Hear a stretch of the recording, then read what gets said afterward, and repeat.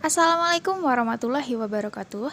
Halo, perkenalkan, nama saya Lupita Ratnasari, NIM 18102111014 dari Prodi Pendidikan Biologi Universitas Muhammadiyah Jember. Nah, di video kali ini kita akan belajar tentang materi metabolisme pada SMA kelas 12. Jangan lupa disimak videonya sampai selesai ya. Sama seperti hewan dan tumbuhan, manusia juga memiliki karakteristik sebagai makhluk hidup. Lalu, apa saja sih karakteristik tersebut? Misal, bisa bernafas, bergerak, makan, tumbuh dan berkembang biak, peka terhadap rangsang, dan memiliki metabolisme tubuh. Nah, di video kali ini kita akan mempelajari tentang metabolisme. Apakah selama di rumah saja kamu rajin berolahraga? Entah itu jogging, goes bersepeda, atau mungkin bahkan berenang. Nah, pada saat berolahraga, tubuh akan menghasilkan keringat sebagai bentuk hasil ekskresi. Ekskresi merupakan contoh dari proses metabolisme. Lalu, apa itu metabolisme?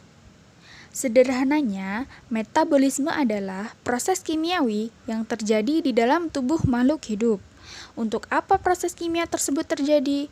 Nah, metabolisme ini berfungsi untuk mendapatkan energi atau bahkan mengeluarkan racun dari dalam tubuh. Proses metabolisme yang berlangsung di dalam tubuh melibatkan enzim yang berfungsi sebagai biokatalisator, yaitu mempercepat reaksi kimia tanpa ikut bereaksi. Metabolisme meliputi proses sintesis atau anabolisme dan proses penguraian atau katabolisme. Keduanya memiliki sifat yang berlawanan. Anabolisme merupakan reaksi penyusunan senyawa kompleks dari senyawa-senyawa sederhana, sedangkan katabolisme merupakan reaksi perombakan atau pemecahan senyawa kompleks menjadi senyawa sederhana. Dalam prosesnya, anabolisme memerlukan energi, sedangkan katabolisme akan menghasilkan atau melepas energi. Dalam kehidupan sehari-hari, anabolisme dapat dicontohkan pada proses pembentukan glukosa oleh tumbuhan melalui proses fotosintesis, sedangkan katabolisme contohnya adalah proses respirasi. Salah satu contoh anabolisme adalah proses fotosintesis. Adakah yang masih ingat bagaimana proses fotosintesis terjadi? Apa saja bahan-bahan yang digunakan? Nah, untuk mengingat kembali bagaimana proses fotosintesis, perhatikan ilustrasi berikut ini. Bahan yang digunakan dalam proses fotosintesis adalah karbon dioksida yang dihasilkan dari respirasi manusia maupun dari udara luar. Selain karbon dioksida, bahan yang digunakan adalah air atau H2O.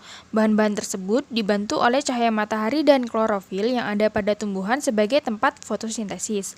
Dari situ, terbentuklah oksigen sebagai hasil dari pemecahan air oleh cahaya matahari.